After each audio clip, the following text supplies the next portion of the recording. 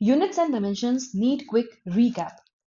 Topics we are going to cover is dimensions, significant figures, errors, conversion factors, and instruments like vernier caliper and screw gauge. In the end of this video, you'll be able to clearly differentiate between accuracy versus precision, which most students do not. चलो, तो अब हम start करने वाले हैं with dimensions. What is dimension? कुछ नहीं, आपको बस एक फिजिकल क्वांटिटी को रिप्रेजेंट करने के जरिए को डायमेंशन कहते हैं। आपके पास टोटल 7 बेस फिजिकल क्वांटिटीज होती हैं जिनसे आप ऐसी क्वांटिटीज बनाते हो जो इसी कॉम्प्लेक्स होती हैं। फॉर एग्जाम्पल, हमारे पास फोर्स है, तो हम अगर डायमेंशंस को बोलना चाहें तो हम ये बोल सकते हैं कि जो हमारे पास डिराइव्ड फिजिकल क्वांटिटीज हैं उनकी representation in the terms of physical quantities जो कि बहुत बेसिक होती हैं। जैसे मैं फोर्स की बात कर रही थी, which is mass into acceleration. Acceleration को मैं further velocity per unit time बोल सकती हूँ, वेलोसिटी को मैं डिस्टेंस अपॉन टाइम बोल सकती हूँ। तो अगर मैं बोलूँ कि आपको फोर्स को रिप्रेजेंट करना है उसकी बेस फिजिकल क्वांटिटीज के टर्म्स में, तो मैं उसको किस तरह से रिप्रेजेंट करूंगी? तो मैं करूंगी उसको फोर्स इज इक्वल्स टू, सिर्फ मैं डायमेंशनली बात कर रही हूँ, एग्जैक्ट फॉर्मूले पर नहीं जा रही हूँ, तो मैं एक्सेलरेशन को v बाई टी लिख सकती हूँ, वेलोसिटी को डिस्टेंस बाय टाइम लिख सकती हूँ, तो मैं इसको s बाई टी स्क्वायर भी लिख सकती हूँ। तो अगर मेरे को इसको रिप्रेजेंट करना इन टर्म्स ऑफ डायमेंशंस, तो याद रखिए मैं मास को हमेशा m से डिनोट करूंगी और लेंथ को, टाइम को और टेम्परेचर को थीटा से करूंगी। और हमारे पास एक और इंपॉर्टेंट होता है विच इज इलेक्ट्रिक करंट, जिसको मैं a से रिप्रेजेंट करूंगी इन टर्म्स ऑफ डायमेंशंस। तो ये मास की रिप्रेजेंटेशन, ये length, this is your time. And remember, temperature के लिए आप k यूज नहीं करेंगे, वो उसकी SI यूनिट है। और एम्पियर आपकी वैसे ऐसा यूनिट होती है, बट डायमेंशंस में भी हम उसको एज इट इज यूज कर सकते हैं फॉर इलेक्ट्रिक करंट। आपको पूरी 7 में से सिर्फ ये बेसिक पता होनी चाहिए। तो अगर मैं फोर्स को रिप्रेजेंट करूं तो m l, अब t स्क्वायर को मैं इस तरह से लिखूंगी, जिसको मैं फर्दर रिप्रेजेंट करूंगी m l t to the power minus 2। तो ये हमारा हो जाता है डायमेंशंस के बारे में। ये जो आपकी बेसिक यूनिट्स हैं, इनकी along with SI units definitions आपके एनसीईआरटी में एज इट इज मेंशन है, वो मैंने यहाँ पर टैग कर दी है। अब हम नेक्स्ट चलेंगे डायमेंशंस में ही कि आप किस तरह से रिप्रेजेंट कर सकते हैं बाकी क्वांटिटीज को। तो फॉर एग्जांपल, बहुत बार ऐसा होता है कि यू हैव फोर्स और बहुत अलग अलग आपको चीजें निकालने के लिए बोलते हैं। अगर आप पीवाईक्यूज वगैरह देखोगे उसमें जी की बारे में बात करते हैं, ये gravitational constant, and they talk about epsilon not, your electrical permittivity, your mu not which is your permeability, magnetic permeability, they ask you about electric field, they ask you about magnetic field। तो इन सब की dimensions कैसे निकालें? तो इसके बहुत ही ज़्यादा easy तरीके होते हैं। तो मैं इसके अंदर इसको एक ही लाइन में कंसाइज करके बताती हूँ, जिससे you can easily remember this and can easily fetch out these constants और these quantities। फॉर एग्जाम्पल, अगर मुझे एक फोर्स की डायमेंशन आपको बिल्कुल एग्जैक्ट रटी हुई होनी चाहिए, which is your M L T to the power minus 2। तो इसलिए अब मैं बेस क्वांटिटी फोर्स से ही सारी क्वांटिटीज को निकाल के लेके आती हूँ, जो मेजॉरिटी मैंने अभी बात करी है। फॉर एग्जाम्पल, अगर मैं बात करूँ, फोर्स का एक फॉर्मूला होता है G m1 m2 upon R square. ये ग्रेविटेशन के अंदर फॉर्मूला आता है। तो यहाँ से मैं क्या कर पाऊंगी, यहाँ से मैं आपका जो ग्रेविटेशनल कांस्टेंट है उसको इजीली डिराइव कर पाऊंगी। How come? तो आप ये देखिए, मैं फोर्स को आर स्क्वायर से मल्टीप्लाई करके, m1 और m2 है तो मास ही, तो मैं इसको m स्क्वायर कर दूंगी। इस टर्म्स को देख के मेरा ग्रेविटेशनल कांस्टेंट आ जाएगा। तो अगर मैं यहाँ पे इसी तरह से बाकी टर्म्स के बारे में बात करूंगी, तो मैं इसको बोलूंगी कि force is equals to G m1 m2 upon R square से मैं जी निकाल सकती हूँ। इसी तरह से अगर मुझे बोला जाता है epsilon not which is your permittivity, तो मैं यहाँ पे रिप्रेजेंट करूंगी उसको जैसे आपका फॉर्मूला होता है यहाँ पे k Q1 Q2 upon R square is equals to force. तो k को हम रिप्रेजेंट करते 1/4 पाई एप्सिलॉन नॉट। तो मैं यहाँ पर इस फॉर्मूले को लिखूंगी 1/4 pi epsilon naught Q1 Q2 by R square.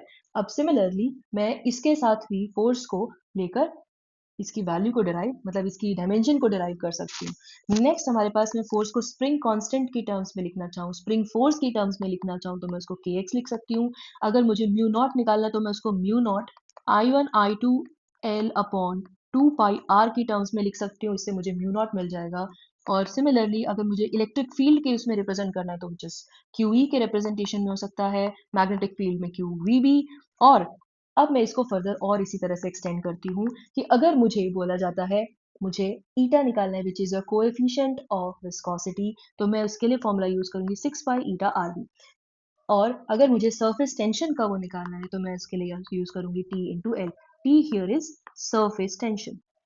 आपको लग रहा होगा इतने सारे फॉर्मूलेज हैं, कैसे याद होगा? तो विद ड्यू कोर्स आपको ये सारे फॉर्मूलेज याद होते जाएंगे, जैसे जैसे आपकी यूनिट्स जैसे जैसे आपका सब कवर होता जाएगा। तो जो लास्ट में जो कंक्लूजन निकल के आएगा वो यही आएगा कि अगर आप इन सब फॉर्मूलेज को देखोगे तो आपको पता चल जाएगा कि जी की क्वांटिटी जी निकालना कितना ईजी है। फिर एप्सिलॉन नॉट निकाल सकते हो, स्प्रिंग कांस्टेंट का आप डायमेंशंस निकाल सकते हो, mu naught, electric field, magnetic field, eta coefficient of viscosity और सरफेस टेंशन, ये सब यूनिट्स आप इकलौती एक फोर्स की टर्म अगर आपने mLT⁻⁻⁻² याद रख लिया है तो उससे आप इतनी सारी यूनिट्स इजीली कैलकुलेट या फिर नॉट कैलकुलेट बल्कि बस आप बता सकते हो कि इस तरह से डायमेंशंस होंगी। तो इसके लिए मैं इसको एक बार टेबल फॉर्मेट में डाल देती हूँ। अब हम चलते हैं नेक्स्ट।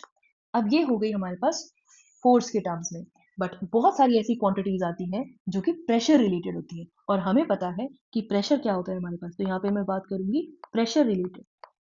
ठीक है, तो प्रेशर रिलेटेड टर्म्स, वो प्रेशर क्या होता है आपके पास? Force per unit area. Again ये भी प्रेशर से मतलब ये भी फोर्स से ही आ गया, तो अल्टीमेटली बेस क्वांटिटी। अब ये देखो, force is not a base quantity, ये भी एक डिराइव क्वांटिटी है, लेकिन हम जो है बाकी फॉर्मूलेज को इसके थ्रू से निकाल सकते हैं। तो अब प्रेशर के लिए हम देखेंगे यहाँ पे सबसे पहले आप क्या करेंगे। अगर आपको बोलता है स्ट्रेस के डायमेंशंस बताओ, यंग्स मॉड्यूलस बताओ, एनर्जी डेंसिटी, ये सब बताओ, तो आपको याद रखना है कि प्रेशर की जो डायमेंशंस होगी वो ही स्ट्रेस की होती हैं, वो ही यंग्स मॉड्यूलस की होती हैं। Similarly for energy density. तो आपको कभी भी क्वेश्चन में आ जाए स्ट्रेट, आपको कुछ और सोचना ही नहीं है, आपको इसकी जो डायमेंशंस हैं प्रेशर के डायमेंशंस के इक्वेट कर देना है। और प्रेशर के डायमेंशंस अगर इसके अकॉर्डिंग मैं देखूँ तो this is mLT⁻⁻² upon L square which becomes mL-1T⁻²। अब इसको मैं फर्दर और भी बता सकती हूँ कि ये जो फर्दर प्रेशर जो होता है आपका, ये और भी किन किन चीज़ों के इक्वल हो सकता है। तो ये हो जाएगा आपके बल्क मॉड्यूलस। बल्क मॉड्यूलस के अलावा ये होगा आपके पास मॉड्यूलस ऑफ रिजिडिटी। नेक्स्ट होगा आपके ये, अब देखो एनर्जी डेंसिटी को तो हम इलेक्ट्रिक फील्ड और मैग्नेटिक फील्ड के टर्म्स में भी रिप्रेजेंट कर सकते हैं। किस तरह से? B² upon 2 mu naught. आपको डरना है तो यहाँ पे half epsilon not E² which is electric field के टर्म्स में। और आप इसको इस तरह से भी तो रिप्रेजेंट कर सकते हो, आपको पता है PV is equal to nRT होता है, राइट? तो प्रेशर को मैं कैसे डिनोट कर सकती हूँ? nRT/V को भी मैं बोल सकती हूँ। तो अगर कभी भी आपके पास स्ट्रेट डायरेक्टली आ जाए तो आप क्या करेंगे? आप इसको स्ट्रिक्टली और डायरेक्टली बस। नेक्स्ट कम्स इन आपकी बहुत ही ज्यादा इंपॉर्टेंट चीज। तो ये मैंने आपको बताया अबाउट प्रेशर और फोर्स। नेक्स्ट इज, कभी आप PYQs जब करते हो आपको पता चलता है एंगुलर मोमेंटम के बारे में कि इसकी जो डायमेंशंस होती है किस क्वांटिटी के साथ डायमेंशन सेम होती हैं। तो हमेशा याद रखना एंगुलर मोमेंटम की क्वांटिटी जो डायमेंशंस हैं वो आपकी प्लैंक्स कांस्टेंट से मैच होती हैं। अब आप सोचेंगे प्लैंक्स कांस्टेंट क्या है? Come on, wait for it, आपको थ्रू आउट द कोर्स सिखा दिया जाएगा। आपके पास एक फॉर्मूला होता है E is equal to H nu. This H represents your Planck's constant which has the same dimensions as of your angular momentum. क्या आएगा? वर्क के टर्म्स में, एनर्जी के टर्म्स में। अब और कौन कौन सी होती हैं जो सेम होती है? वर्क, एनर्जी, टॉर्क, इन सब की डायमेंशंस क्या होती हैं? सेम होंगी। और ये होती हैं आपके पास, अगेन आपको पता है वर्क क्या होता है? Force into displacement. Again force से ही आ गई, तो सिंपल सी बात है mL/T⁻²। बस आपको बेसिक फोर्स की याद रखनी है, वर्क की याद रखना चाहो वर्क की भी याद रख सकते हो, ठीक है, प्रेशर की याद रख सकते हो। इससे आपकी मेजॉरिटी ऑफ द क्वांटिटीज बिल्कुल आसानी से आ जाएंगी। अच्छा, एक फोर्स में एक और एडिशन कर देते हैं। फोर्स में जो हम एडिशन करेंगे दैट इज यहाँ पर BIL, force is equal to BIL। तो आप इससे भी इजीली मैग्नेटिक फील्ड निकाल सकते हैं। ये 1/√μ0 एप्सिलॉन नॉट की आपको डायमेंशंस बतानी है। हमेशा याद रखना ये फॉर्मूला आपकी स्पीड ऑफ लाइट के बराबर होता है। किसके बराबर होता है? स्पीड ऑफ लाइट के बराबर होगा। तो इसका स्पीड ऑफ लाइट का तो फॉर्मूला क्या हो जाएगा आपके पास? Distance upon time which becomes LT-1। बस आपको यही सोचना है कि पीवाईक्यू पर्सपेक्टिव से इंपॉर्टेंट है, बहुत बार इससे क्वेश्चन पूछा जाता है। और एक और चीज, अगर आपसे, ठीक है, ये ए, नेक्स्ट इज योर, आपको बोलता है कि force is equals to let's say alpha E to the power minus beta T. अब कुछ लोगों को प्रॉब्लम आएगी, जैसे मान लो उन्होंने बोला बीटा की डायमेंशंस बता दो जी, तो अगर आपको प्रॉब्लम आएगी तो आप इसको सॉल्व नहीं कर पाएंगे, तो मैं आपको इजी हैक और इजी ट्रिक देती हूँ। हमेशा याद रखना कि e to the power minus b t की जो डायमेंशंस है, इसमें देखो जो माइनस बीटी होगा, देखो उसकी डायमेंशन 1 होगी, क्योंकि e to the power any exponent कुछ भी हो वो आपका डायमेंशन लेस क्वांटिटी होती है, इसलिए मैं उसको 1 के साथ इक्वेट कर सकती हूँ, तो आपको जो बीटा आएगा दैट बिकम्स टी की पावर माइनस 1। ठीक है, अब उसके बाद में नेक्स्ट चीज जो मैं आपको बताने वाली हूँ is about the significant figures. चलिए, तो मैं यहाँ लिख देती हूँ सिग्निफिकेंट फिगर्स की कुछ रूल्स। सिग्निफिकेंट फिगर्स, आप बोलोगे भाई साहब ये क्या होती हैं? अब देखो, ऐसा होता है, अगर मैं आपको बोलूँ 76 सेंटीमीटर, मैं बोलूँ आपको 0.76 मीटर, या मैं आपको बोलूँ कि 760 मिलीमीटर, है ना? अब इसमें से मैं बोलूँ कि सिग्निफिकेंट फिगर्स मतलब इंपॉर्टेंट फिगर्स कौन सी हैं, तो वो आपको डिसाइड करने के लिए क्या करना होता है वो मैं अभी सिखाने वाली हूँ। कुछ नहीं, आपको ध्यान रखना है कि यहाँ पर जो आपके नॉन जीरो डिजिट्स होती हैं दे आर सिग्निफिकेंट फिगर्स, क्योंकि देखो यहाँ पर ये 76 है, 0.76, 760। आप एक बात बताओ कि आप इसको इस तरह से रिप्रेजेंट कर सकते हो, 7.6 into 10 to the power minus 2, can you represent it like this? Of course you can. तो अब यहाँ पर अगेन सिग्निफिकेंट फिगर्स कितनी होंगी, क्योंकि मैंने बोला फर्स्ट रूल, मैंने बोला आपको all non zero digits are significant. तो यहाँ पर जो नॉन जीरो डिजिट्स आएंगे आपके 7 और 6 हैं, राइट? तो अब मैं इसको इस तरह से रिप्रेजेंट कर सकती हूँ, करेक्ट? इसको मैं फर्दर रिप्रेजेंट कर सकती हूँ 7.6 into 10 to the power minus 1। Again आपके पास दो ही नॉन जीरो डिजिट्स आ रही हैं, तो इसका मतलब तो ये हुआ ना कि जो सिर्फ नॉन जीरो डिजिट्स होती हैं सिर्फ वही सिग्निफिकेंट है। ठीक है, अब मैं अगर आपको बोलूं zeros between two non zero digits जो होती हैं वो भी हमेशा सिग्निफिकेंट होती हैं। अगर मैं आपको यहीं पे जो सेकंड रूल लिखवाऊं, मैं बोलूं zeros between two non zero digits are significant, तो इट मीन्स कि आपके पास अगर 4.003 है तो इसके बीच में जो दो दो जीरोस आ रही हैं दे आर ऑल्सो सिग्निफिकेंट। तो मैं यहाँ पे बोलूंगी, मेरे पास देखो ये तो नॉन जीरो और ये दो नॉन जीरो के बीच में दो जीरोस आ रही हैं, विच मीन्स आपकी 4 सिग्निफिकेंट फिगर्स हो जाएंगी यहाँ पे, right? The third rule it says कि जो आपकी लीडिंग जीरोस होती हैं बिफोर द डेसिमल वो काउंट नहीं होती है। ठीक है, जीरोस बिफोर डेसिमल, लेकिन कंडीशन क्या है कि वो लीडिंग जीरोस होनी चाहिए। कैसी होनी चाहिए? Leading zeros.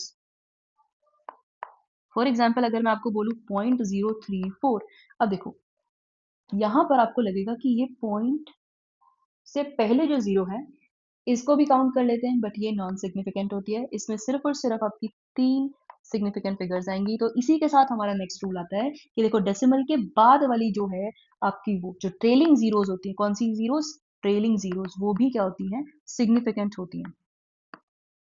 ठीक है, आफ्टर डेसिमल, जो आफ्टर डेसिमल जीरो आती है आपकी। ठीक है, तो इसके अंदर 0.340। अब आप सोच रहे होगे ये एक्चुअल में ट्रेलिंग जीरो तो है ना, ये तो मैं यहाँ पे बात कर रही हूँ कि जीरो आफ्टर द डेसिमल, यहाँ पे बिल्कुल ही एंड में अगर लगी हुई तो आप सोचोगे यार व्हाट इज दिस, मैं इसको इस तरह से भी तो रिप्रेजेंट कर सकते हो, बट यहाँ पर जो जीरो होती है इट्स अ रूल कि ये सिग्निफिकेंट मानी जाती है, तो इसके अंदर हमारे पास 3 सिग्निफिकेंट फिगर्स आएंगे। Next comes in exponential expression. तो हमने ये जो रूल अभी बात किया था इसके अंदर देखो एक्सपोनेंशियल्स के टर्म्स में अगर मैं बात करूं, एक्सपोनेंशियल एक्सप्रेशन के टर्म्स में, तो देखिए मैंने आपको ऊपर एक्सपोनेंशियल फॉर्म्स में दिखाया है यहाँ पे। ठीक है, तो एक्सपोनेंशियल फॉर्म्स में देखो हमेशा क्या ही आ रहा था, आपकी सिग्निफिकेंट फिगर्स दो ही आ रही थी। तो ये फर्स्ट वाला जो मैंने आपको सिखाया ये एक्सपोनेंट्स के टर्म्स में ही बात करता है। तो यहाँ पे अगर मैं बात करूं कि आपके पास 0.76 से हमने लिखा 7.6 into 10 to the power minus 2, 7.6 into 10 की पावर minus 1, एनीथिंग, हमेशा सिग्निफिकेंट फिगर्स दो ही रह रही हैं, तो भी राइट यहाँ पे कितनी सिग्निफिकेंट फिगर्स होंगी? दो सिग्निफिकेंट फिगर्स होंगी। अब मैं आपको बताती हूँ एक इंपॉर्टेंट चीज, कि यहाँ पर एक्चुअल में आपको क्या करना होता है। देखो, सबसे पहली बात तो ये कि कई लोग सोचते हैं कि आपके पास अगर उन्होंने प्योर नंबर दे रखा है, प्योर नंबर अगर दे रखा है तो आप बोलोगे अगर 1 दे रखा है तो इसके अंदर सिर्फ एक ही सिग्निफिकेंट फिगर्स है। ऐसा बिल्कुल भी नहीं है। मैं 1.00000 कुछ भी कितना भी लगा सकती हूँ इन्फिनिटी तक, तो इसका मतलब प्योर नंबर्स के अंदर इनफाइनाइट सिग्निफिकेंट फिगर्स होती हैं। कितनी फिगर्स होती हैं? इनफाइनाइट सिग्निफिकेंट फिगर्स होती हैं। इस चीज को याद रखो, ये जो है ये एक ट्रैप है, ठीक है? इसलिए इसको ध्यान से। नेक्स्ट चीज हम बात करेंगे आपके पास आपके कुछ रूल्स के बारे में। जब आप मल्टीप्लिकेशन, डिवीजन, एडिशन, सब्ट्रैक्शन करते हैं तो हम एडिशन और सब्ट्रैक्शन को एक कैटेगरी में कंसिडर करेंगे, एडिशन प्लस सब्ट्रैक्शन को। तो इसके अंदर क्या होता है कि आप डेसिमल प्लेसेस को किस तरह से काउंट करेंगे। देखिए, लीस्ट डेसिमल प्लेसेस देखनी होती है। मैं आपको बोलूँ 8.35 प्लस 7.63 लेट्स से, तो अब मैं बोलूँ देखो यहाँ पे 62 ले लेते हैं। इसके अंदर कितने सिग्निफिकेंट फिगर्स हैं? 3। इसमें कितनी है? 4। आपको एडिशन और सब्ट्रैक्शन में ये रूल याद रखना है कि हमेशा हमने लीस्ट डेसिमल प्लेसेस जितनी सिग्निफिकेंट फिगर्स लेनी है, जिसके अंदर भी लीस्ट डेसिमल प्लेसेस होंगी वो लेनी है, ठीक है? सिग्निफिकेंट फिगर इसमें 3 है, इसमें 4 है, लेकिन आपने देखना है कि लीस्ट डेसिमल प्लेसेस किसमें है। That will be your 8.35। तो जब आप इसको ऐड करेंगे, ठीक है, जब आप इसको ऐड करेंगे तो जो भी वैल्यू आएगी आपको सिर्फ कितने उसमें आंसर लिखना है, डेसिमल के बाद सिर्फ आपका 2 पॉइंट्स आने चाहिए, राइट? इसको देख लेना है इसके अंदर, ठीक है, कि आपके यहाँ पे डेसिमल के बाद 2 ही प्लेसेस सिग्निफिकेंट होंगे। The next thing that we have here is for multiplication and division. इसके अंदर आपको याद रखना है लीस्ट सिग्निफिकेंट फिगर्स याद रखनी है इसके अंदर, कि जो लीस्ट सिग्निफिकेंट फिगर्स होंगी वो काउंट होंगी। जैसे मैंने ये लिया ना 8.35 इंटू 7.632, तो इसके अंदर आपको देखना है, इसके अंदर आपको लीस्ट सिग्निफिकेंट फिगर्स इसमें होंगी, क्योंकि इसमें कितनी है? 3। इसमें कितनी है? 4। तो जो भी आंसर आएगा उसके अंदर 3 सिग्निफिकेंट फिगर्स होंगी। तो कई बार जो है हम ऑप्शन एलिमिनेशन के थ्रू भी इस चीज को बहुत इजीली निकाल सकते हैं कि भाई साहब जिसके भी पीछे 2 डेसिमल प्लेसेस होंगी वो हमारा आंसर होगा। अब उसके बाद अगर 2 ऑप्शन वैसे हैं तो आपको कैलकुलेट करना पड़ेगा। नेक्स्ट कम्स इन एरर्स के बारे में बात करते हैं। तो एरर्स क्या होते हैं? अब देखो, आप क्या करते हो, आप कोई मेजर करते हो वैल्यूज को। एक ट्रू वैल्यू होती है और एक मेजर्ड वैल्यू होती है। एक ट्रू वैल्यू होती है, एक मेजर्ड वैल्यू होती है। तो ट्रू वैल्यू में से मेजर्ड वैल्यू के बीच में कितना डिफरेंस है वो आपका एरर होता है। एरर्स आपके सिस्टमैटिक रैंडम एरर्स हो सकते हैं। इसमें मैं आपको एक बहुत ब्रीफ चीज बताना चाहूंगी, ओनली इम्पॉर्टेंट आपके जो एग्जाम पर्सपेक्टिव से बताऊं तो सिस्टमैटिक एरर्स होते हैं और रैंडम एरर्स होते हैं। रैंडम एरर्स आर लाइक आपके अननोन कॉजेज की वजह से, आपको नहीं पता, तो आप इसके अंदर जितनी नंबर ऑफ ऑब्जर्वेशंस लेंगे, जितनी नंबर ऑफ ऑब्जर्वेशंस लेंगे, एरर्स जो हैं उतने ही कम आएंगे। तो अगर आपको कभी बोले ग्राफ प्लॉट करो इसके बीच में, तो एन विद रिस्पेक्ट टू अगर आपका एक्स एक्सिस में नहीं आया जाए तो एरर, राइट? तो जितनी ज्यादा ऑब्जर्वेशंस होंगी आपका एरर उतना ही कम आएगा, इज योर रैंडम एरर। और अगर मैं बात करूँ सिस्टमैटिक एरर की या कंट्रोलेबल एरर्स की, जिन एरर्स को आप कंट्रोल कर सकते हो, वो एक ही डायरेक्शन में होते हैं। तो इसके अंदर जैसे मान लो इंस्ट्रूमेंट की वजह से हो गया, एक्सपेरिमेंट की वजह से हो गया, या ऑब्जर्वेशनल कोई एरर हो गया कि भाई साहब हमने अच्छे से सेटअप नहीं प्रिपेयर किया था, तो इस वजह से, तो इनके कॉजेज नोन होते हैं, तो बेसिकली एरर फिक्स होता है, ठीक है? आप कितनी भी नंबर ऑफ ऑब्जर्वेशंस ले लो, एरर हमेशा फिक्स रहेगा and it will be independent, ठीक है? तो विद दिस हम चलेंगे एरर्स के बारे में डिस्कस करने की, जो आपके एग्जाम पॉइंट ऑफ व्यू से वेरी वेरी इंपॉर्टेंट है। तो यहाँ पे आपके पास होता है जो ये true value minus measured value होती है, यही आपका एक एब्सोल्यूट एरर होता है। तो यहाँ पे अगर मैं बात करूँ एब्सोल्यूट एरर की, तो आपको ना मतलब ऐसे कुछ क्वेश्चंस देखने को मिल जाएंगे कि एक स्टूडेंट था, उसने ऑब्जर्वेशंस ली 0.53, 0.52, 0.63, 0.57, ठीक है, और फिर पूछते हैं आपसे कि आपको इसका मीन एरर बताना है, ठीक है, आपको इसका रिलेटिव एरर बताना है, या आपको इसका परसेंट एरर बताना है। तो मतलब इस टाइप के आपसे कुछ क्वेश्चंस पूछ सकते हैं। तो आपको सिर्फ उस टाइम पर एक ही चीज का ध्यान रखना है, दैट इज कि जब भी इतनी सारी वैल्यूज दी हूँ आपको सबको ऐड करना है। तो ए जो मीन हमारे पास आएगा वो होता है A1 plus A2 plus step up till जितने भी एन आपको दे रखे हैं ये अपॉन में एन। तो आप इन सबको ऐड करेंगे और डिवाइड करेंगे जितनी आपने ऑब्जर्वेशंस ली है। मैंने यहाँ पे 4 ऑब्जर्वेशंस लिए तो मैं इसको 4 से डिवाइड करूंगी, ठीक है? और रिप्रेजेंट करने का तरीका होता है ट्रू वैल्यू को आपकी जो सकते हो measured value plus minus delta A, that is your difference in the error. ठीक है, तो that error can be in positive, can be negative, depends. तो अब रिलेटिव एरर पूछते हैं आपसे निकालने के लिए। अच्छा, अब इसके अंदर आपको याद रखना है कि आपकी जो भी वैल्यू आएगी, सपोज मैं एक आर्बिट्ररी मान के चल रही हूँ कि लेट्स से इसकी जो ऑब्जर्वेशन आएगी वो लेट्स से समवेयर अराउंड 0.55 ले रहे हैं। ठीक है, अभी के लिए हम 0.55 मान लेते हैं। दिस इज आर्बिट्ररी, हमने अपनी मर्जी से 0.55 इसका आंसर निकाल लिया, मीन वैल्यू। ठीक है, मान लो ई ए मीन जो है हमने मर्जी से 0.55 निकाल लिए। अब मैं क्या करूंगी, हर एक को इसमें से माइनस करूंगी, 0.55 माइनस 0.53, 0.52 माइनस 0.63, एंड इसी तरह से मैं माइनस करके जो मेरी वैल्यूज आएंगी यहाँ पे let's say X I, Y I, Z I, तो उसको मैं क्या करूंगी, जो भी ये वैल्यूज आई हैं डिवाइड में नंबर ऑफ ऑब्जर्वेशन से करूंगी, और फिर उसके बाद में उस वैल्यू को उठा के इससे मेरा आ जाएगा डेल्टा ए। तो delta A by A is your relative error, and percent error जो आएगा आपका relative error into percent into 100। ये होता है आपका एरर। याद रखना एक चीज कि एरर्स में अगर आप देखोगे यहाँ पे वैल्यू नेगेटिव आएगी, लेकिन एरर्स आर ऑलवेज एडेड। तो मैं यहाँ एक पॉइंटर बनाना चाहूंगी, एरर्स आर ऑलवेज एडेड, तो इनका हमने कंसिडर करना है magnitude, consider magnitude, that's it. इसके लिए आप कोई भी रैंडम एग्जाम्पल लेके पीवाईक्यू बुक उठाइए, उसमें सॉल्व कीजिए, आपसे हो जाएगा।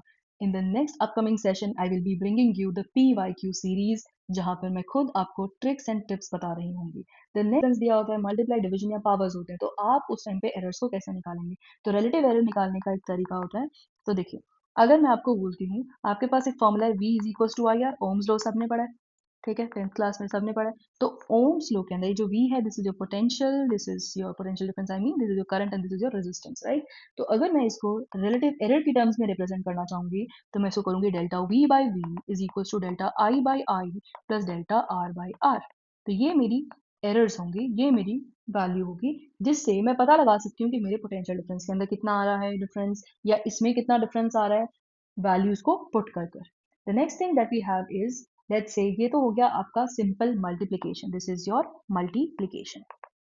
अगर मैं इसी में ही बात करूं आपकी नेक्स्ट चीज की, इज योर डिवीजन, है ना। अब मान लो डिवीजन के लिए कोई एग्जांपल ले लेते हैं, let's say pressure is equal to force upon area. इसमें भी सेम रूल याद रखना है आपको कि delta P by P is equal to delta F by F plus delta A by A। Same चीज चलेगी एज इट इज जो आपने मल्टीप्लिकेशन में की थी। For addition and subtraction, addition and subtraction के लिए आपको बस क्या याद रखना है कि अगर एडिशन कर रहे हो तो डेल्टा जो भी आपकी वैल्यू आएगी, लेट्स से डेल्टा जेड मान के चलते हैं, ओवर जेड। ठीक है, कोई भी quantity let's say Z A plus B ले लेते हैं। ठीक है, तो ये हो जाएगा आपका delta A plus delta B upon A plus B, addition के लिए। एडिशन के बाद आपके आता है सब्ट्रैक्शन, सब्ट्रैक्शन में आपका डेल्टा जी बाई जी, इसको ले लेते हैं ए माइनस बी, तो ये हो जाएगा आपका delta A plus delta B upon A minus B. ये हो गया आपके सब्ट्रैक्शन के लिए। इस तरह से आप जो है रिलेटिव एरर निकाल सकते हो। ठीक है, ये बहुत ज़्यादा इंपॉर्टेंट है पीवाईक्यू पर्सपेक्टिव के थ्रू भी, और आपने मेजॉरिटी ऑफ द क्वेश्चंस जब आप देखोगे इसके अंदर तो आपको एक जनरल रूल दिखाई देगा। मैं आपको सिखा देती हूँ वो। तो यहाँ पे क्या आएगा, फॉर एग्जाम्पल वो एक इक्वेशन देंगे, z is equals to a to the power b to the power q upon c to the power r, let's say एक ऐसी अजीब सी इक्वेशन आपको लिख के दे देंगे। अब बोलेंगे इसमें रिलेटिव एरर बता दीजिए। तो आपको हमेशा याद रखना है, अगर एक्सपोनेंट्स हों, एक्सपोनेंट्स जो होते हैं वो मल्टीप्लाई हो जाते हैं। जैसे a to the power p है तो मैं इसको p into delta a upon a लिखूंगी। तो यहाँ पे डेल्टा z बाई z जो होगा वो p delta a by a plus q delta b by b। अब आप सोच रहे हो ये तो नीचे है, इसको माइनस करना होगा, नहीं, ये भी एग्जैक्ट ऐड होगा r into delta b by b। तो अगर मैं आपको बोलूँ कि यहाँ पर एक एग्जाम्पल लेके, लेट्स से यहाँ पर हम एग्जाम्पल ले लेते हैं, फॉर एरर है 1% है, बी के अंदर 2% है, सी के अंदर 3% है, आपको जी के अंदर परसेंटेज एरर बताना है कितना होगा। तो आप क्या करेंगे, लेट्स से आपके पास पी क्यू आर की वैल्यू भी मैं यहाँ दे देती हूँ, क्योंकि अभी हमने एग्जैक्ट क्वेश्चन नहीं डाला है, बट आपको बेसिक फ्रेमवर्क सिखा देती हूँ। पी लेट्स से हम ले लेते हैं 1, मतलब कि इसकी ए की पावर 1 है, और q मतलब सॉरी जो a की पावर 1 है, हाँ q की पावर हम ले लेते हैं लेट्स से 2, और c की पावर 1 है, मतलब c भी जो है 1 के बराबर इक्वेट कर देते हैं। तो जब हम इसको सॉल्व करने लगेंगे तो आपको आएगा, ये मल्टीप्लाई करना होगा 1 प्लस दिस 2 टू 2 × 2 प्लस 1 × 3। तो इससे आपका डेल्टा z बाई z आएगा which turns out to be 4 + 3 7 and 1 8%। तो आपका नेट जो एरर आएगा दैट विल बी 8%। PYQs लगाइए, आपको ढेर सारे ऐसे क्वेश्चंस में देखने को मिलेंगे, राइट। एंड उसके बाद कर लिए हमने डायमेंशंस के बारे में देखा, सिग्निफिकेंट फिगर्स के बारे में देखा, एरर्स के बारे में देखा। अब नेक्स्ट हम चलते हैं कन्वर्जन फैक्टर्स के बारे में। कन्वर्जन फैक्टर्स में बेसिकली क्या आएगा आपके पास, वो देखिए। फैक्टर्स में लेट्स से आपकी जो डेंसिटी होती है वाटर की, वो अगर मैं ग्राम पर सेंटीमीटर क्यूब में लिखूं तो वो 1 ग्राम पर सेंटीमीटर क्यूब होती है। अगर मैं किलोग्राम पर मीटर क्यूब में लिखूं तो वो 1000 किलोग्राम पर मीटर क्यूब होती है। नाउ आई आस्क यू कि इसको किसी अदर यूनिट में चेंज कर दो, उस यूनिट की मैंने कुछ क्राइटेरिया दे रखा होगा और उसके अंदर चेंज कर दो, तो आप कैसे करेंगे? तो आपको कन्वर्जन फैक्टर्स में एक चीज़ याद रखनी है, N1U1 is equal to N2U2। अब मैं आपको सिखा देती हूँ ये वाला कन्वर्जन कैसे हुआ है, ठीक है। N1U1 is equal to N2U2 के लिए अब देखिए, सबसे पहले मैंने बोला आपको कि आपको क्या करना है, 1 ग्राम पर सेंटीमीटर क्यूब को किलोग्राम पर मीटर क्यूब में कन्वर्ट करना है। हमेशा सीखिए n जो है आपकी कोई भी जो क्वांटिटी होती है, मैं यहाँ पे आपको पहले बता देती हूँ, फिजिकल क्वांटिटी के पास एक न्यूमेरिकल वैल्यू होती है और एक होती है उसके पास यूनिट। तो ये आपकी एक फिजिकल क्वांटिटी की रिप्रेजेंटेशन होती है, न्यूमेरिकल वैल्यू, और एक होती है यूनिट। तो this n is your numerical value, u is your units. इस तरह से अगर मैं रिप्रेजेंट करूँ तो मैं n लिखूंगी यहाँ पे 1। और यूनिट्स के टर्म्स में देखिए बच्चा, इसके अंदर आप जैसे आप उसको रिप्रेजेंट करते हो डायमेंशंस को, वैसे ही यूनिट्स को रिप्रेजेंट करेंगे। तो डेंसिटी की फॉर्मूला होती है मास पर यूनिट वॉल्यूम। वॉल्यूम को मैं ऐसे लिख सकती हूँ m/L3, है ना। तो मैं अगर इसको लिखना चाहूँ तो मैं यहाँ पर इन टर्म्स ऑफ डायमेंशंस लिखूंगी ml⁻³ ठीक है, डायमेंशंस के टर्म्स में लिख सकती हूँ। यहाँ पे आएगा ml⁻³ ये को n2 निकालने के लिए बोला है, और u2 भी आपको सेम ही होगा, ml⁻³ डायमेंशन तो सेम है। तो हाँ, अब मैं आपको बोल सकती हूँ कि आपने इसको लेट्स से क्या ले लेना है, m1 l1 m2 l2। अब मैं क्या करूँगी, इस पार्ट को उठा के नीचे लेके आऊंगी, तो मैं इसको फर्दर रिप्रेजेंट करूंगी। देखो 1 तो यहाँ पे कोई सिग्निफिकेंट नहीं है अब यहाँ पे, तो यहाँ लिखूंगी मैं m1 l1, ठीक है, अपॉन m2 l2। आपको पता है पावर सेम है, तो मैं पावर्स कॉमन ले सकती हूँ, ये 1 हो जाएगी और इसकी पावर हो जाएगी -3, ठीक है। अब आप एक चीज़ नोटिस कीजिए कि यहाँ पे ग्राम है और यहाँ केजी है, तो मैं यहाँ क्या लिखूंगी, आपकी जो मास की यूनिट फर्स्ट है वो ग्राम के टर्म्स में है, सेकेंड वाली केजी के टर्म्स में है। और नेक्स्ट यहाँ पे अगर देखूँ तो L1 आपका जो है सेंटीमीटर के टर्म्स में है, ये मीटर के टर्म्स में है, और यहाँ पे माइनस क्यूब है, ये N2। अब इसके अंदर फर्दर मैं आपको बताऊं तो आपको इन दोनों को सेम करना पड़ेगा, ग्राम को केजी में कन्वर्ट कर दीजिए या केजी को ग्राम में कर दीजिए। जो इजी है वो है ग्राम को केजी में मतलब केजी को ग्राम में कन्वर्ट कर दीजिए। तो यहाँ पे 1 ग्राम अपॉन 1000 ग्राम कीजिए, इनटू में अब सेंटीमीटर को एज इट इज रखिए और मीटर को सेंटीमीटर में कन्वर्ट कर दीजिए। और यहाँ पर -3 है, 1 का तो अब यहाँ पे फिर कोई मतलब नहीं है ना, gram upon kg to the power 1 मतलब सेम ही होएगा, तो ये होगा आपका इनटू की वैल्यू। अब जब आप इसको वो करेंगे, आपको पता है कि ये पावर अगर माइनस में, इसको प्लस करने के लिए मैं क्या कर सकती हूँ, नीचे तो यहाँ 1/1000 है, तो ग्राम ग्राम सेंटीमीटर सेंटीमीटर काट दिया आपने, यहाँ पे 100, अब ये हो जाएगा 3 की क्यूब आ जाएगी। तो यहाँ अगर मैं मेंशन करूंगी दिस विल बी योर 100 × 100 × 100। तो जब मैं इसको सॉल्व करूंगी you will come to know this. देखो मैं इसको लिख के भी दिखा देती हूँ फटाफट से, अपॉन 1000, राइट, 3 जीरो कटे, यानी कि आपके पास अगेन कितने जीरो जाएंगे, 1000। क्या आपकी जो n2 की वैल्यू थी वो 1000 ही थी?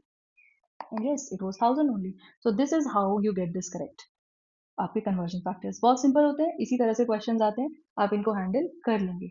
नेक्स्ट आपके पास जो है, और अगर मैं आपको इसकी रिप्रेजेंटेशन दिखाना चाहूँ तो वो बिल्कुल इसी सेम टर्म्स में होगी, N1U1 के टर्म्स में। फाइनल कंक्लूडिंग लाइन बोल देती हूँ इसके लिए, N1U1 is equal to N2U2 which will be like, अगर N2 निकालना है तो मैं N1 से मल्टीप्लाई करूंगी, M1 अपॉन M2 की power A, L1 upon L2 की power B, T1 upon T2 की पावर C। अब ऐसे तो और भी क्वांटिटीज हैं हमारे पास उनके टर्म्स में भी, बट जो बेसिक और जो सबसे बेस होती हैं वो मास, लेंथ और टाइम होती हैं, ठीक है। मीटर स्केल आपका क्या किस चीज को मेजर करेगा, 1 मीटर, है ना, ये मीटर के टर्म्स में रिप्रेजेंट कर देगा, 1 मीटर इतना, लाइक लेट्स से 0.5 मीटर। तो इस तरह से आपका मेजरमेंट हो जाएगी इसके अंदर। अब हमारे पास और भी डिवाइसेस होती हैं लाइक वर्नियर स्केल और स्क्रू गेज। तो ऐसे डिवाइसेस जो होते हैं, अब इनके अंदर हम किस तरह से कैलकुलेशन कर सकते हैं, ये जो होते हैं ना, ये आपकी चीज़ों को प्रिसाइजली कैलकुलेट कराते हैं। जैसे मान लो मैंने बोला 1 मीटर, तो ये हेल्प करेंगे कि आपको इससे फर्दर और एक्यूरेट मेजरमेंट दे सकें, 1.01 या 1.11 या 1.111, तो डिपेंडिंग ऑन इनका लीस्ट काउंट कितना होता है उसके बेसिस पे ये आपको उतनी ही प्रिसाइज यूनिट दे देंगे कि 1 मीटर तो बोल दिया, पर 1 मीटर के बाद भी कुछ डेसिमल प्लेसेस हैं उनको भी लेके आ जाएंगे आपके सामने। तो these are your vernier scale and screw gauge. तो इनके लीस्ट काउंट के ऊपर डिपेंड करेगा कि कितनी डिजिट्स जो हैं डेसिमल के बाद रिवील कर सकते हैं, एक्यूरेट मेजरमेंट दे सकते हैं। तो यहाँ पे अगर मैं बात करूँ सबसे पहले आपके वर्नियर स्केल की, तो वर्नियर स्केल जो है, please remember this is very very important, हर बार क्वेश्चन आ जाता है इसमें से, अभी रिसेंटली 2026 में भी आया था। तो वर्नियर स्केल के अंदर हम काउंट करते हैं वर्नियर काउंट कांस्टेंट और लीस्ट काउंट। वर्नियर कांस्टेंट बोल सकते हो या लीस्ट काउंट बोल सकते हो। तो इसको कैलकुलेट करने के लीस्ट काउंट होता है, जैसे मान लो एक छोटी इकाई एक स्केल की, जैसे बहुत सारी होती है ना यूनिट, तो कितना ये छोटी, जो सबसे छोटी इकाई होती है, that is your least count. तो यहाँ पे अगर मैं बोलूँ कि जो आपका वर्नियर स्केल या लीस्ट काउंट है, मैं एलसी लिख देती हूँ यहाँ पे, वो MSD माइनस VSD होता है, विच is your main scale division minus vernier scale division. ठीक है, दिखता कैसा है, कैसे होता है, सब कुछ चीजें बताऊंगी, बी पेशेंट। अब यहाँ पे आप बेसिक फॉर्मूला याद कीजिए, in the upcoming videos there is so much more. यहाँ पे हमारे पास रहेगा टोटल रीडिंग। अब टोटल रीडिंग कैसे निकालनी होती है वो देखिए। टोटल रीडिंग के अंदर हमारे पास क्या रहेगा, एक मेन स्केल रीडिंग रहेगी प्लस में least count into vernier scale की रीडिंग। यहाँ पे आप लीस्ट काउंट लिख सकते हो या फिर एन लिख सकते हो कि कितने नंबर ऑफ पोजीशन पे जाके लीस्ट काउंट और मेन स्केल को इंसाइड करेंगे, और प्लस माइनस जीरो एरर रहेगा। जीरो एरर जो होता है हमेशा जो सब्ट्रैक्ट होता है, ठीक है, इसमें से जो भी वैल्यू आएगी सब्ट्रैक्ट होगा। इट कैन बी एनीथिंग, मतलब कि प्लस माइनस इसलिए लिखा है क्योंकि देखो आपके पास, आपको ये चीज याद रखनी है, इसको आप इस तरह से भी लिख सकते हो, MSR plus least count into vernier scale reading minus zero error. अब चाहे ये ज्यादा बेटर है, ठीक है, प्लस माइनस कंफ्यूज होने से ज्यादा बेटर क्या है ये, क्योंकि जीरो एरर जो है चाहे वो +1 हो -1 हो, हमेशा आपको इसमें से सब्ट्रैक्ट ही करना है। तो उसकी वैल्यू अपने आप डिसाइड हो जाएगी, आपको खुद से डिसाइड नहीं करना पड़ेगा कि प्लस रखूँ माइनस रखूँ, तो टाइम सेव हो जाएगा। देन नेक्स्ट इज आपके पास screw gauge, right. Screw gauge के लिए आप क्या करेंगे, स्क्रू गेज या स्पेरोमीटर सेम ही तरह से कैलकुलेट कर सकते हो आप वैल्यूज को। तो यहाँ पे आपके पास क्या आ जाएगा, इसके लिए लीस्ट काउंट होता है pitch upon number of circular divisions, ठीक है। और ये इससे आपका लीस्ट काउंट आ जाएगा। पिच जो होती है आपके पास यहाँ पर होती है कि आपने कितना डिस्टेंस आपने कवर किया एन रोटेशंस में, क्योंकि जो इसका सर्कुलर स्केल होता है उसके कितने रोटेशंस में आपने कितना डिस्टेंस कवर किया अपॉन में कितनी रोटेशंस की हैं, तो उससे आपको पता चल जाएगा pitch. So that is your pitch. तो पिच के लिए भी आप एक फॉर्मूला याद कर लीजिए, distance in an rotations upon में एन रोटेशन, जितनी नंबर ऑफ रोटेशन आपने कवर किए तो उससे पिच आ जाएगा, pitch upon number of circular division करेंगे आपका लीस्ट काउंट आ जाएगा। अब इसकी भी जो टोटल रीडिंग होगी वो आप किस तरह से लिख सकते हैं, आपकी जितनी भी लीनियर स्केल रीडिंग है प्लस में आपकी जितनी, जैसे लीस्ट काउंट इनटू में सर्कुलर स्केल रीडिंग और माइनस में zero error is always subtracted, चाहे पॉजिटिव हो चाहे नेगेटिव हो, राइट। ये आपके पास फॉर्मूला बन जाएगा इस चीज का। यहाँ पे आपको बस इतना ही याद रखना है, मेजॉरिटी ऑफ द क्वेश्चन ऐसे ही कवर हो जाते हैं। और हाँ, एक बोनस एक टिप जो है मैं आपको देना चाहती हूँ, दैट इज अगर आपको बोलता है 1.7 1.56 सेंटीमीटर है या 6.8 सेंटीमीटर है, 9.312 सेंटीमीटर है, हम कौन सा डिवाइस यूज करें जिससे हमें जो है ये वैल्यूज पता लग सकती हैं। तो डिपेंड्स ऑन लीस्ट काउंट। तो मेजरली आपको बस इतना याद रखना है कि हमारा जो लीस्ट काउंट होता है, बेसिक अगर मैं बात करूँ, एक मीटर स्केल का जो होता है that is your 1 mm, 1 mm होता है। आपके वर्नियर स्केल का 0.1 mm, एंड देन आपके स्क्रू गेज का होता है 0.01 mm। अब इसके अंदर हमारे पास ये 1, ये 0.1, ये 0.01, तो यानी कि अगर जहाँ लास्ट में 2 डेसिमल प्लेसेस हैं, it can be easily be measured with the help of screw gauge. 3 है, 4 है, डिपेंड्स। तो यहाँ पे आपको याद रखना है कि ये mm में है, यहाँ पे सेंटीमीटर में है, आपको कन्वर्ट करके देखना पड़ेगा, ठीक है। जब आप कन्वर्ट करेंगे आपको आइडिया हो जाएगा कि मैं क्या बोलना चाह रही हूँ। यहाँ पे इसको मैं 15.6 मिलीमीटर कर दूँ, इसको मैं कितना कर दूं, यहाँ पे मैं कर देती हूँ इसको 68 मिलीमीटर्स, और इसको मैं कर देती हूँ लेट्स से 93.12 मिलीमीटर्स, 68.0 लिखती हूँ यहाँ पे, ठीक। अब देखिए ये 15.6 मिलीमीटर ही है, राइट। तो यहाँ पर आप सिंपल सी चीज़ है, डिसाइड कर सकते हैं, जैसे इसको मैं मेजर कर लूँगी इजीली स्क्रू गेज से, इसको मैं मेजर कर लूँगी वर्नियर स्केल से। तो इस तरह से आपको क्वेश्चन आ सकते हैं and you can easily be able to do कि हम किस चीज़ को, अगर कोई वैल्यू दे रखी है, किस डिवाइस से मेजर कर सकते हैं। Now we have string. अगर ये आपको कभी भी दिख जाए, सीधा डायरेक्ट टिक करना है कि ये तो भाई डायमेंशनलेस क्वांटिटी है। Strain, refractive index, then your exponential कोई फंक्शन दिख जाए, मैंने आपको बताया एक्सपोनेंशियल फंक्शन दिख जाए, रिलेटिव डेंसिटी, उसके बाद में आपकी रिलेटिव कोई भी टर्म होना, that is your dimensionless. Angles दिख जाए, कोई प्लेन एंगल है, सॉलिड एंगल है, आप सोचेंगे सॉलिड एंगल क्या होता है, ये भी मैं आपको डिटेल में बताऊंगी in the upcoming lectures, if you know it's very good. Next comes in Poisson's ratio. तो ये कुछ ऐसी क्वांटिटीज होती हैं जिनको आप देखोगे तो इनके पास कोई डायमेंशन होती ही नहीं है, इनके वैल्यू जो है, इनके जब आप डायमेंशन लिखने चलते हो तो सारी कैंसिल आउट हो जाती है। ठीक है, तो आपको अभी के लिए इतना याद रखना है। और भी इसके अंदर और भी बहुत सारी होती हैं। फॉर एग्जाम्पल, कभी आपको बोलते लेंथ ग्रेडियंट, ठीक है, कभी आपको बोलते लेंथ ग्रेडियंट, या आपको बोलते वोल्टेज गेन, पावर गेन, ठीक है। और उसके बाद में एफिशिएंसी की बात आ जाए, या कोई प्योर नंबर आ जाए, ठीक है, तो या कोई ट्रिगोनोमेट्रिक फंक्शन आ जाए, ट्रिगो फंक्शन, तो ये आपके पास सारी की सारी जो क्वांटिटीज होंगी, these quantities are your dimensionless quantities. अब उसके बाद में the very last and the concluding bonus, that is your accuracy and precision. Accuracy and precision, बहुत बच्चों को ये नहीं समझ में आता कि एक्चुअल में हम इसको किस तरह से डिफरेंशिएट करें। तो एक्यूरेसी के अंदर आपको याद रखना है कि इट मेजर्स कि आपकी जो ट्रू वैल्यू है, जो आपकी जो, या कह सकते हैं जो ट्रू वैल्यू है, उसके जो मेजर्ड वैल्यू है वो कितनी क्लोज है। तो मैं यहाँ पे लिख देती हूँ, measures how close the measured value is to true value.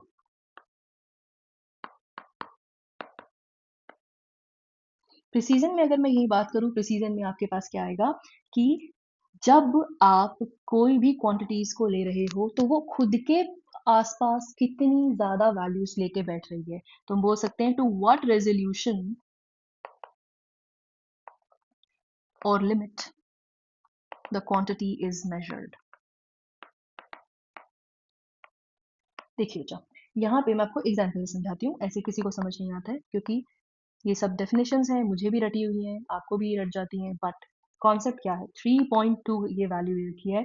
अब इसके अंदर अगर मैं बात करूँ, बहुत सारी मेजर्ड वैल्यूज लिख देती हूँ यहाँ पे, ठीक है, मेजर्ड वैल्यूज लिख देती हूँ, 3.3, 3.1, 3.4, 3.35, 3.23, ठीक है।